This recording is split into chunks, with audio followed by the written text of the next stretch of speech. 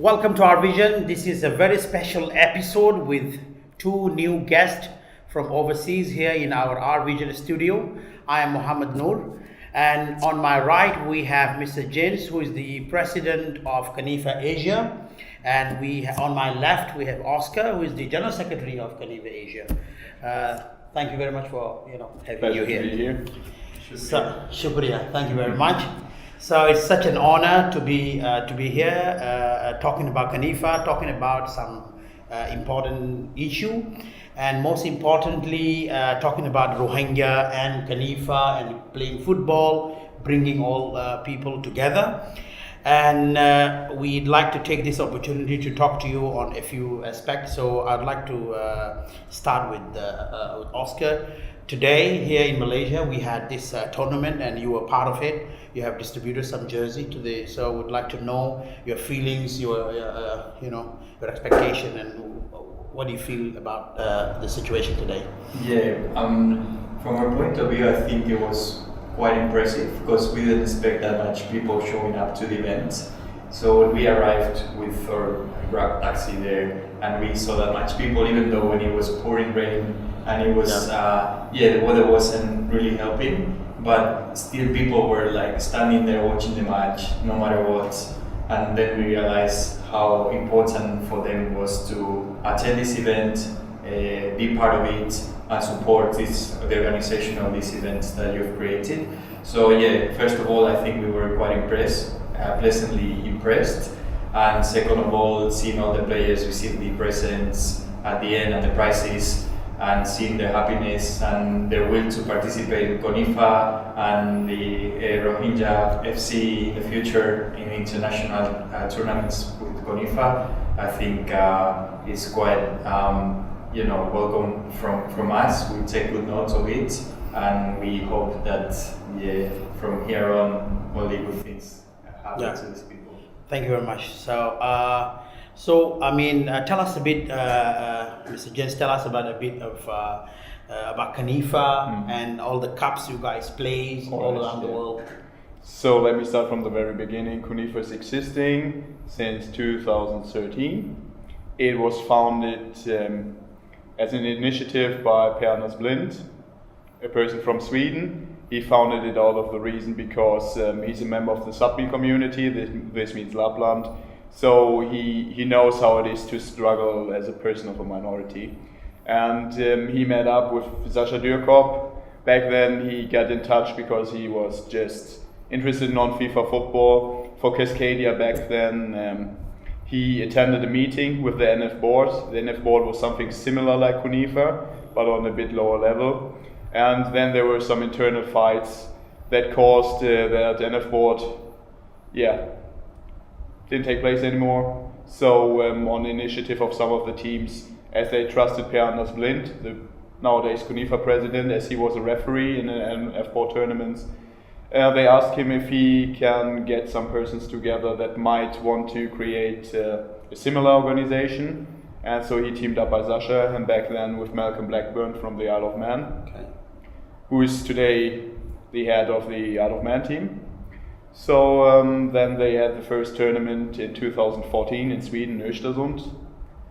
And every start is quite hard. So they had some issues as well with people getting accustomed with the idea of CONIFA. What is that? A lot of people have been very skeptic about it, that it's just some political propaganda tournament, but nowadays many people know that we are quite apolitical. So how many cups and all this you guys play? So we had the 2014 World Cup, then the 2015 European Cup followed in Hungary. So we were glad to make it because it was some kind of turning point for CONIFA, because we struggled. We had to return 3 times on the decision where this tournament is going to happen. It was planned for Isle of Man, and this was all looking quite solid, but it was maybe a beginner's mistake because we didn't acknowledge that they don't have enough ferries to take over all the spectators and all the team members in the right time. So then we let it happen just in Hungary. So we had negotiations with some Hungarian councils, and we wanted to let it take place in Budapest. This was overruled again, so we did do it in one of the biggest cities in Hungary, in Debrecen. Quite good footballing level. Everything else was on a much lower level than today. And our first milestone was maybe 2016 in the World Cup in Abkhazia. It was co-organized by the Abkhazian state, and it was one of the happiest moments maybe in my life, and I'm not even exaggerating, because you could see everywhere you go that people were genuinely very excited about the tournament, and they were so happy. So there's just a short story I will tell you about it. So we were going downtown after a match to have a drink or two, and then suddenly a car stopped by. So we were quite afraid because it was looking quite dodgy. So a huge guy was jumping out, and we were like, should we run? No, let's listen what he has to say. And he was getting all his English together, and he said, you guys, we don't have to agree on common politics or if we are a country or not, and this doesn't matter to us. It's all about that you accept us being genuine people, and that you give us the possibility to have international football and to showcase ourselves and our culture. And so this gave me and a lot of other people in CONIFA really the feeling that we are doing something right. So then we went on with quite fast paced. So we went to Northern Cyprus to hold 2017, the European Cup there. It was also a great event with a lot of great football. And how many team was there? It was 8 people. Eight teams tournament, and full of great football and a very tight final match. And you had 2018 in London, right? Yeah, 2018 in London. This was again quite a milestone for CONIFA, because this was mostly how many team was there? 16, right? Yes, 16 yeah. team. So this was totally organized by ourselves with a main sponsor, thanks to Paddy Power. In this case, they were really supporting us a lot. Even more important for me than the financial support was the emotional support, and that they really wanted to showcase some teams and a variety of teams, like how do they normally live, what does their region mean to them or the country or the ethnic minority, and which position in their life football has in those regions. And they were supporting it very actively, and still proud and happy about this. And it also gave us the possibility to connect with a lot of international media outlets who've helped every team, I guess, and also CONIFA. And so right now we are a bit in a better situation, and of course we want to move on. We decided to hold this year in Nagorno-Karabakh European Cup, so it will be with 12 teams coming from all over Europe, and we expect a great level of football there, and some full stadiums, some sellouts. And we are looking forward to move on as CONIFA totally, and also with our teams, and of course we would be very happy if you guys are moving with us, because in 2020 there will be our World Cup in Somaliland. Yes. And we would be happy and proud if you Rohingya talking about the Rohingya. So this we have started this Rohingya Football Club back in 2015. Earlier than that, of course, there's a couple of Rohingya team everywhere, but they were just playing for fun and just to kill some time. So we came up with a vision and a mission, saying that why don't we play football with a mission as well, so that we can play against other nation and so on. So later on, not being a nation state or being a stateless, we came to realize there is something called CONIFA as a Rohingya. So we got very excited, something that gives hope. So then we started this with this whole football team, and today we are part of the CONIFA family. Thank you very much for taking us part of the family. And now we look really forward, preparing our team, getting finance, getting training, getting logistic support to get into this. So now in 2020 there will be a World Cup, and then I guess there will be another Asia Cup as well. Yes, we planned that. So before I visited Kuala Lumpur, Yes. I visited Hong Kong, and I had talks with a team called All Black FC there. They're really well structured and organized. They have a good footballing level, but their problem is they lack of people with Hong Kong Chinese or Chinese passports. So even they are doing quite well against good teams, for example like Kitchi or Pegasus, which are playing like in the Premier Division in Hong Kong. They sometimes even beat those teams. They don't have the possibility of any regular football, so for them CONIFA is the place to be as an affiliated member, because to be honest they don't represent any ethnic majority or even minority. They don't represent a country similar. They are just persecuted and can't play football in the way they would like it to do, and they came up with a proposal that they could organize it in Hong Kong. I have visited the facilities and it's looking really decent and great. So we would be happy if all the things are happening the right way.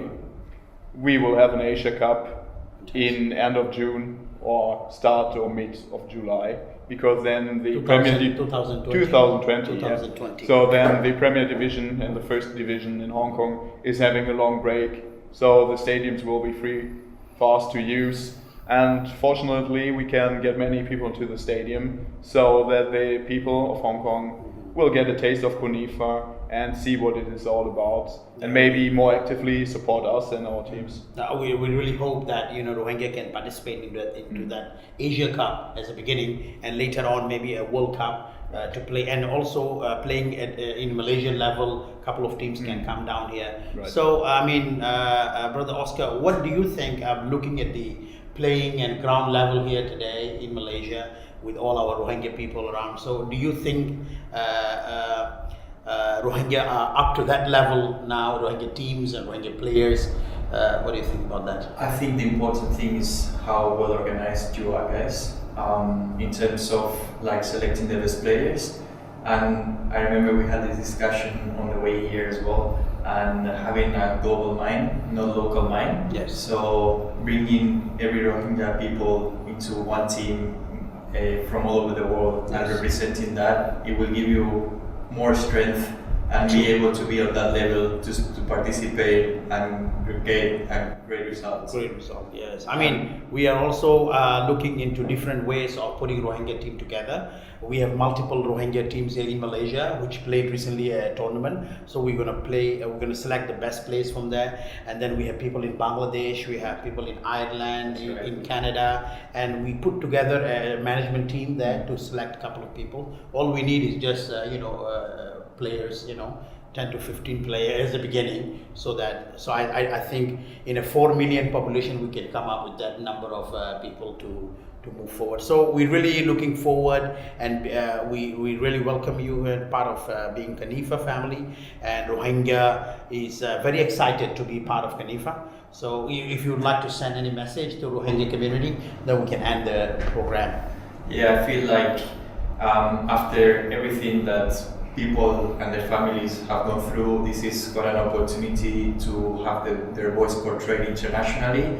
So football is always the most important means for some people to represent their feelings, their emotions and their nations and the language and the way they feel.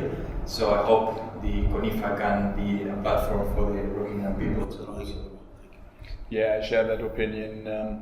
I really hope onto great cooperation between Rohingya FC and also CONIFA to develop football among the Rohingyas and spread joy through football. I mean, everywhere you go in the world, if you just get out of football, the people will understand each other, and football might be for a lot of people the biggest common language you have in this world.